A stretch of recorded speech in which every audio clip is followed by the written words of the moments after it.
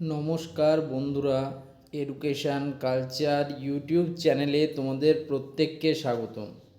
তোমরা যারা 2026 সালে যুবশক্তি প্রকল্পের জন্য বিভিন্ন জায়গায় ঘাটাঘাটি করছো, তো তোমাদের জন্য জুন 2026-এর সর্বশেষ আপডেট যুবশক্তি প্রকল্প নিয়ে সেটাই দিতে চলে এলাম।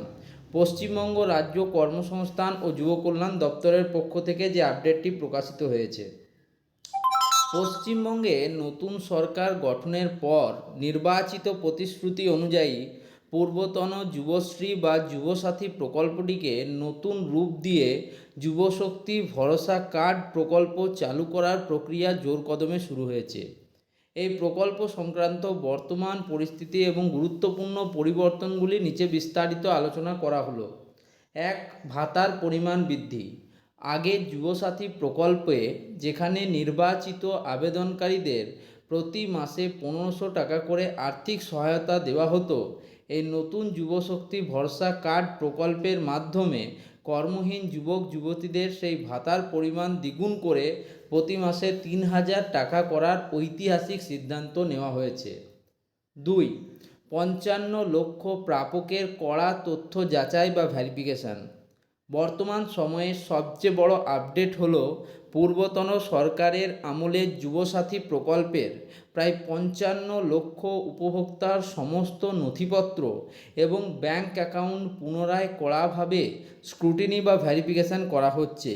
মে মাস থেকে পুরনো অনেক পেমেন্ট সাময়িকভাবে স্থগিত রেখে এই ভেরিফিকেশানের কাজ চালানো হচ্ছে, মূলত ভুয়া আবেদনকারী বাদ দিতে এবং সঠিক ও যোগ্য মানুষের কাছে সুবিধা পৌঁছে দিতেই এই কড়া পদক্ষেপ নেওয়া হয়েছে। 3, প্রতিযোগিতামূলক পরীক্ষার জন্য বিশেষ অনুদান। মাসে 3000 টাকা ভাতার পাশাপাশি রাজ্য ও কেন্দ্রীয় সরকারের বিভিন্ন প্রতিযোগিতামূলক পরীক্ষায় যেমন এসএসসি, টেট, রেল, ডাব্লিউবিসিএস ইত্যাদি প্রস্তুতির সহযোগিতার জন্য যোগ্য আবেদনকারীদের এককালীন 15,000 টাকা দেওয়ার একটি বিশেষ গাইডলাইন তৈরির পরিকল্পনাও সরকারের রয়েছে, যা যুবকদের কোচিং ও বইপত্র কেনার ক্ষেত্রে সাহায্য করবে। 4, নতুন পোর্টাল ও আবেদন প্রক্রিয়া। পোর্টাল রূপান্তর। আগের অফিসিয়াল পোর্টালটিকে https://yubosathi.wb.gov.in/ আপডেট করে এখন সম্পূর্ণ নতুন যুবশক্তি পোর্টাল হিসেবে নতুন ইন্টারফেস সাজানো হচ্ছে।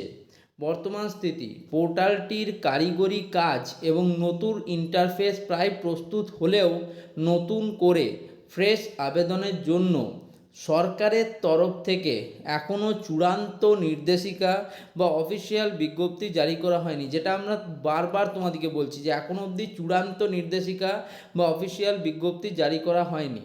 তথ্য যাচাইয়ের কাজ শেষ হলেই পুরোদমে নতুন আবেদন প্রক্রিয়া শুরু হবে। আগের প্রাপকদের সুবিধা। যারা আগে থেকে যুবসাথী সুবিধা পাচ্ছিলেন এবং ভেরিফিকেশানে যাদের সমস্ত নথিপত্র সঠিক পাওয়া যাবে, তারা স্বয়ংক্রিয়ভাবেই এই নতুন 3000 টাকার তালিকায় অন্তর্ভুক্ত হয়ে যাবেন। আবেদনের জন্য প্রাথমিক যোগ্যতা কী কী লাগবে বলেছিলাম? বাসস্থান, এটা হচ্ছে মোস্ট প্রায়োরিটি। আবেদনকারীকে অবশ্যই পশ্চিমবঙ্গের স্থায়ী বাসিন্দা হতে হবে। বয়স সীমা, আবেদনকারীর বয়স 21 থেকে 40 বছরের মধ্যে হতে হবে। সরকারি নিয়ম অনুযায়ী সংরক্ষিত শ্রেণীর জন্য বয়সে ছাড়ের ব্যবস্থা থাকতে পারে।